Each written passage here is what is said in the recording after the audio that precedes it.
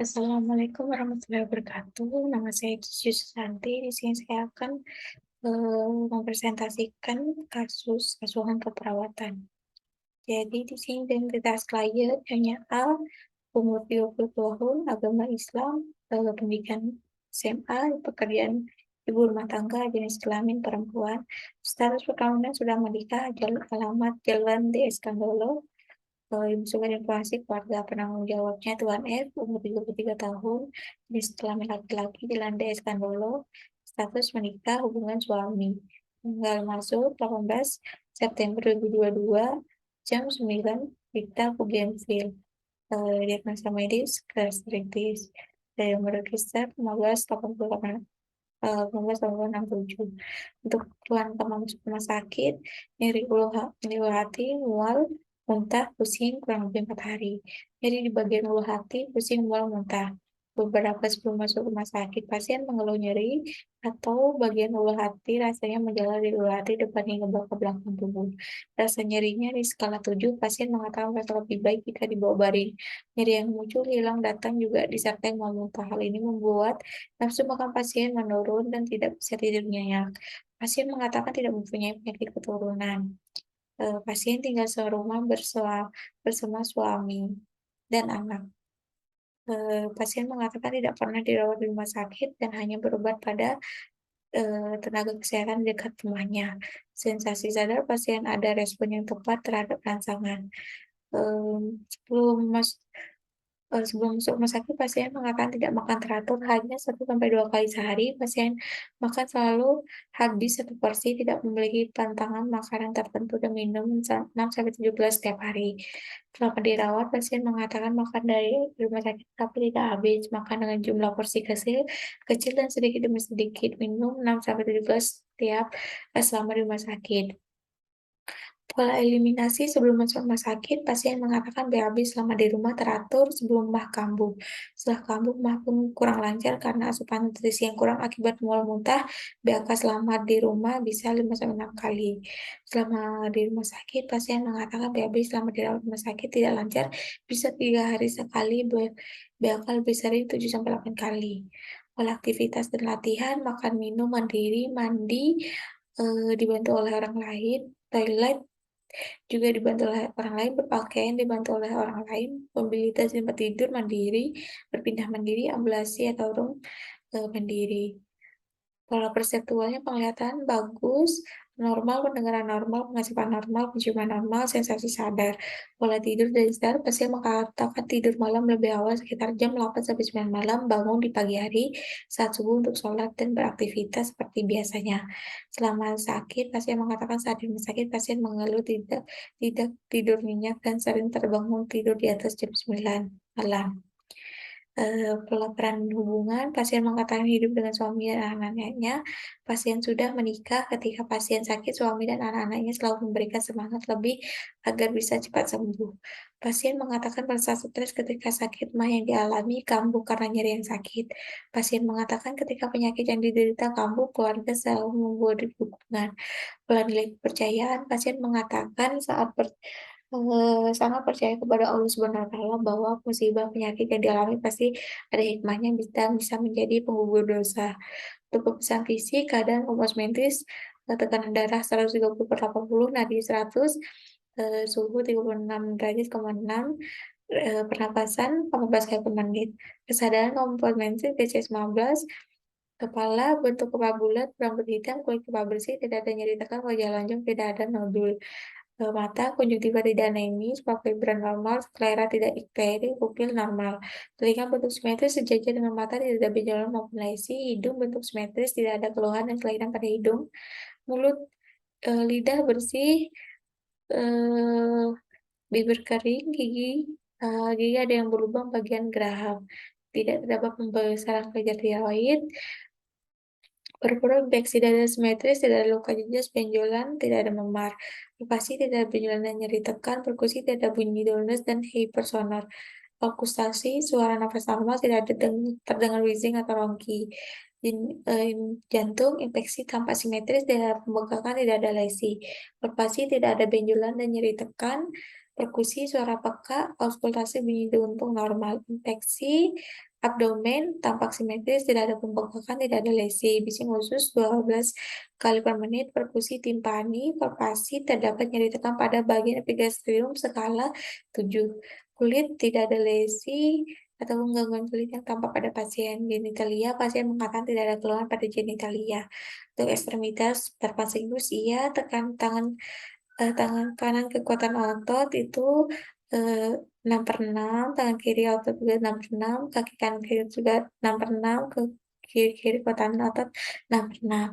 Hasil pemeriksaan laboratorium RBC itu 3,98, MCV 79,5, WBC 18,7, HB 11,0, GDS 128. Untuk program terapi obat, injeksi ceftriaxone 2 kali melalui IV, injeksi Ondan 3 kali 4 gram melalui IV, injeksi omeprazole 1 kali 1 40 gram IV, injeksi ranitidin 2 kali 1 50 mg per 2 mili lewat IV, injeksi antrain 3 kali 1 500 mg 2 mili IV, sukralfat 3 kali 1 10 cc oral, PCT 3 kali 1 100 mg oral. Untuk data subjektif, pasien mengatakan nyeri ulu hati belum berkurang, pasien mengatakan mengeluh sulit tidur, pasien mengatakan mengeluh tidak puas tidur dan tidak tidur nyenyak, merasa pola tidur berubah. Pasien mengatakan badan terasa lemah, pasien mengatakan mengeluh lemah dan begitu letih, pasien mengatakan belum mampu beraktivitas secara mandiri sepenuhnya. Pasien mengatakan mesti dibantu orang lain, keluarga yang menjaga seperti akan pergi ke toilet atau ketika akan duduk. Data objektif tekanan darah 130 kali per 80, nadi 100 kali per menit, pernapasan 14 kali per menit, suhu 36,6 derajat. Pasien tampak lemah dan tampak ada warna gelap pada bagian bawah mata, pasien tampak dibantu oleh keluarga saat akan beraktivitas. Pasien memilih untuk berbaring, pasien tampak gelisah, wajah pasien tampak meringis, untuk P, nyeri hilang datang dan semakin nyeri dibawa bergerak. Q, nyeri seperti menjalan dari epigastrium depan ke belakang. R, epigastrium abdomen, skala nyeri berat 7. T, waktu hilang datang kurang lebih 3-5 menit. Analisa data, diagnosanya. Untuk DS-nya, pasien mengatakan nyeri ulu hati belum berkurang, pengkajian PKRST, nyeri hilang datang dan semakin nyeri jika dibawa bergerak, nyeri terasa seperti menjalar, dari epigastrium dari belakang, epigastrium abdomen, sekali nyeri berat 7, hilang datang 3-5 menit. Data objektif, pasien tampak gelisah, wajah pasien tampak meringis, tekanan darah 120/80, nadi 100 kali per menit, pernapasan 18 kali per 6 menit. Etiologi agak mencari fisiologis, sebabnya nyeri akut. Untuk yang kedua, diagnosa gangguan pola tidur, ketidaknyamanan dari nyeri. Pasien mengeluh sulit tidur, pasien mengeluh tidak puas tidur dan tidak nyenyak, merasa pola tidur berubah. Pasien mengatakan badan terasa lemah, pasien tampak lemah dan tampak ada warna gelap pada bagian bawah mata. Untuk yang ketiga, intoleransi aktivitas berdasarkan kelemahan. Pasien mengeluh lemah dan letih, pasien mengatakan belum mampu beraktivitas secara mandiri sepenuhnya, pasien mengatakan masih dibantu keluarga yang menjaga seperti ke toilet. Pasien tampak gelisah, pasien tampak meringis, pasien tampak lemah, pasien memilih untuk berbaring. Prioritas masalahnya, nyeri akut berhubungan dengan agenda secara fisiologis, gangguan pola tidur berhubungan dengan ketidaknyamanan dari nyeri, intoleransi aktivitas berhubungan dengan kelemahan. SDKI itu setelah dilakukan tindakan perawatan 3x24 jam diharapkan kondisi pasien membaik dan kriteria hasil keluhan nyeri menurun, meringis menurun, kesan tidur menurun, gelisah menurun, frekuensi nadi. Untuk manajemen nyerinya, identifikasi lokasi, karakteristik, durasi, frekuensi, kualitas, intensitas nyeri, identifikasi respon nyeri non variabel, verbal, identifikasi skala nyeri, identifikasi faktor yang memperberat dan memperingan nyeri, identifikasi pengaruh nyeri pada kualitas hidup, berikan teknik non-farmakologis untuk mengurangi rasa nyeri, kontrol lingkungan yang memperberat rasa nyeri, fasilitas istirahat dan tidur, jelaskan strategi meredakan nyeri, ajukan monitor nyeri. secara mandiri, kolaborasi pemberian energetik jika perlu. Gangguan pola tidur dan berdasarkan ketidaknyamanan dari nyeri, setelah dilakukan tindakan perawatan, 3 kali 24 jam diharapkan kondisi pasien membaik dan cerita hasil pola tidur, keluhan kesulitan tidur menurun, keluhan sering terjaga menurun, keluhan tidak puas tidak menurun, keluhan pola tidur berubah. Dukungan tidur, identifikasi pola aktivitas dan tidur, identifikasi faktor pengganggu tidur, modifikasi lingkungan, fasilitas menghilangkan stres sebelum tidur, tetapkan jadwal rutin, lakukan prosedur untuk meningkatkan kenyamanan, jelaskan pentingnya tidur cukup selama sakit, anjurkan menepati kebiasaan waktu tidur, ajarkan relaksasi otot autogenik atau cara non-farmakologi lainnya.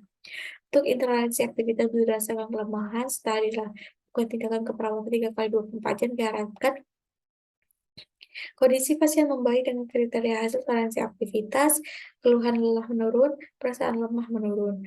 Manajemen energi, identifikasi gangguan fungsi tubuh yang mengakibatkan kelelahan, monitor pola jalan jam tidur, monitor lokasi dan ketidaknyamanan selama melakukan aktivitas, sediakan lingkungan nyaman dan stimulus, berikan aktivitas distraksi yang menyenangkan, anjurkan tidak baring, anjurkan melakukan aktivitas secara bertahap, anjurkan menghubungi perawat jika ada tanda dan gejala kelelahan tidak berkurang. Ajarkan strategi coping untuk mengurangi kelelahan. Implementasinya pada hari pertama, Rabu 21 September, itu kita lakukan implementasinya dari titik 1 sampai titik 11. Untuk responnya, pasien mengatakan nyeri, nyeri hilang timbul dan makin nyeri di bawah bergerak, nyeri terasa menjalar dari ulu hati sampai ke belakang, epicentrum abdomen, skala 7, nyeri berat, hilang timbul kurang lebih 3-5 menit. Pasien merasa nyaman dengan terapi, terlihat mempraktekkan terapi dengan baik, pasien mengatakan merasa nyaman dan terbantu, pasien mengatakan nyeri menurun, diberikan injeksi antrin 500 mg per 2 mili selama 3 kali 1. Tekanan darah di 120/80, nadi 101, pernapasan 14. Untuk gangguan pola tidur, identifikasinya dari 2.1 sampai 2.9. Respon pasien mengatakan sulit tidur, pasien mengatakan tidak puas tidur, pasien mulai nyeri hilang, timbul dan mengganggu tidurnya, pasien mengatakan merasa nyaman dengan lampu yang dimatikan, pasien mencoba berusaha untuk tetap bisa tidur, pasien mencoba mengikuti terapi yang diberikan. Untuk intoleransi aktivitas di 3.1 sampai 3.9, pasien mengeluh lemah dan begitu letih. Pasien mengatakan belum mampu beraktivitas secara mandiri sepenuhnya dan dibantu keluarga, pasien meminta lampu dimatikan, pasien merasa nyaman dengan lampu dimatikan. Untuk hari kedua, nyeri akut berdasarkan agen fisiologis itu dilakukan implementasinya 1.1, 1.3, 1.6, dan 1.11. Pasien mengeluh nyeri, pasien masih lemah, pasien mengeluh tidak nyenyak dan kesehatan tidur terganggu dengan nyeri, memberikan teknik relaksasi napas dalam untuk mengurangi rasa nyeri, pasien melakukan terapi yang diajarkan, pasien diberikan injeksi antren 500 mg 3 kali 1. Untuk gangguan pola tidur berdasarkan kenyamanan dari nyeri, implementasi 2.1, 2.3, dan 2.9. Pasien masih sulit tidur, pasien meminta ditutup sampiran karena menghindari kipas pasien lainnya. Pasien melakukan terapi dengan mandiri.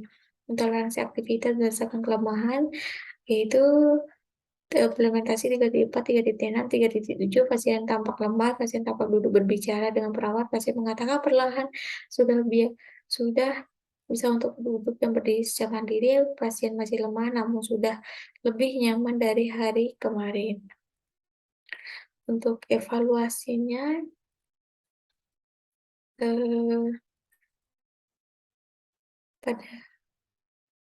untuk evaluasi nyeri akut berdasarkan agen fisiologis, pasien masih mengeluh nyeri dan tidak nyenyak tidur, pasien tampak lemah gelisah dan wajahnya meringis.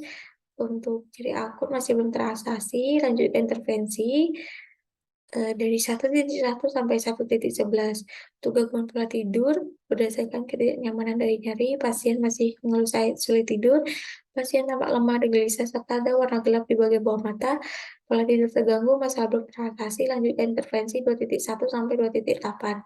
Terlanjur aktivitas bersama kelemahan, pasien merasa begitu letih, pasien mengatakan masih belum bisa beraktivitas, pasien tampak lemah, letih, pasien tampak banyak berbaring dan mencari posisi nyaman.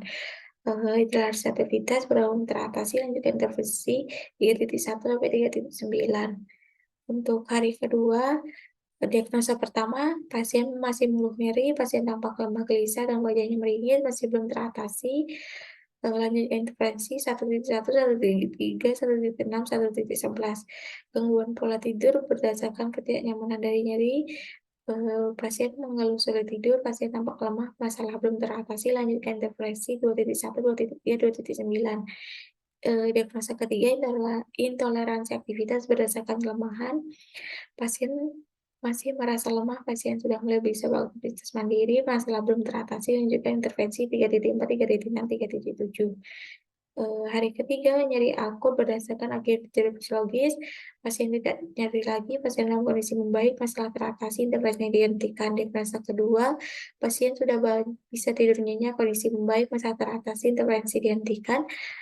Diagnosa ketiga, pasien tidak mengeluh lemah, kondisi membaik, mengeluh masalah teratasi, intervensi dihentikan.